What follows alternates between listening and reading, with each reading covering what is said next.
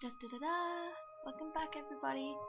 I have to be a little bit quieter tonight because everyone's sleeping, but this is going to be a long video on how I watercolour.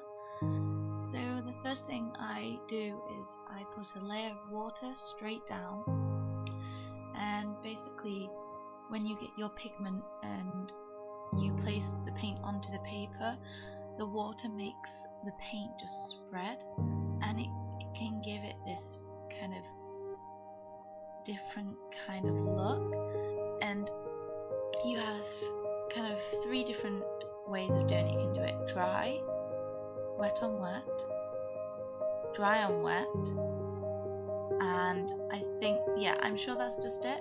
And I usually use the wet on dry and the wet on wet all the time. They're my main used ones because I like to try and make the paint merge into one another and make these weird swirls and patterns and just kind of go for it, because it makes everything you do different, and it's like a mystery what's going to happen, and I think it's just so fun seeing it come together. I would say watercolour is probably one of the hardest mediums for me. I think it's so unexpected of what's going to happen, kind of thing. So here we have again the technique I use with salt. So I put the salt, I leave it, let it dry, and then when you scrape the salt up, it leaves these unusual but fun textures that you can't get unless you use the salt.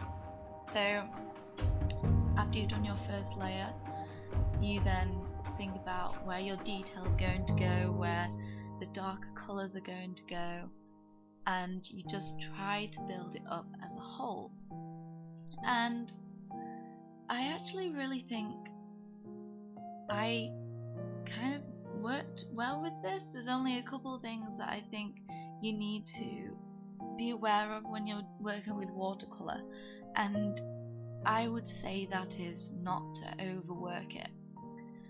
And what I mean by overworking it is adding too many layers and too many colours, which makes the watercolour muddy and not as fresh, because watercolour is meant to be a fresh, organic kind of look. So you've got to be very careful with the colours you use, and sometimes I'm my own worst enemy, and I'm just like, oh, I can just add this to it and this to it to make it a little bit better, but then it all just goes to like bleh. That's a bit poop. So now we get into some clouds, and the clouds are my favourite thing to do.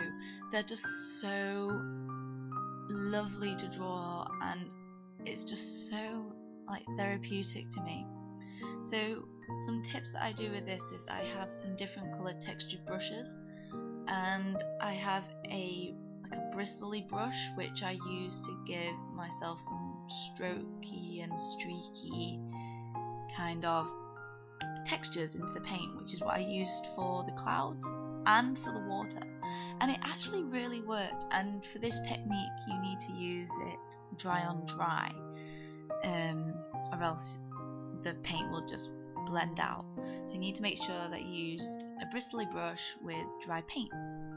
So as we can see now, my watercolour is actually starting to come together a little bit, and I'm not going to lie, I actually really liked this piece. It's very different to what I normally do, and that's the reason why I've done it. I want to try and expand the things I draw, and without trying and experimenting, you're not going to be able to do everything. And I want to be an animator when I'm older, and I'm actually going on to animation next year, which is very exciting for me. So I've decided and challenging myself to do a lot more kind of backgrounds and experimenting with what I do, because right now I can really only do one thing, and I want to get out of just drawing cartoons. It's like my most favourite thing to do ever, designing characters and stuff, but without learning to draw anything else, I just feel I won't really be the best as I can be. So yeah, you're going to be expecting quite a few more different tutorials and experiments from me. And so we're just going back onto the clouds, and one thing you need to think about clouds is all different clouds are just totally different. And it's like, when I was younger, I used to think clouds were just grey. When you actually look at them, they actually have purple, pink, yellow, blue, that they're not grey. And I think it's just nice playing around with the different colours and stuff. So soon we're actually going to see me overwork this piece, and that's me adding too much colour into the drawing and into the painting, sorry. So in a minute we're actually going to see me do it. Here we go. Oh, one extra thing is, right now I have like this opaque white paint, and I use this to give a little bit of like whiteness into the drawing, and just to bring out the clouds and to bring out that little building in the background. I thought it really needed it. And I also use it to create some shimmer into the sea. And one of my favourite things is the reflection on the water. With what I tried to do is I got a really light orangey brown colour like the one on the sand, and I used that in the water just to make it look like it's reflecting. So I kind of made, like, this felt to me that it was making the water kind of glow and gave it this more kind of three-dimensional look to it. And I found that was probably one of the hardest things, because water is so hard, and I feel like everyone should take some time to learning how to colour in water.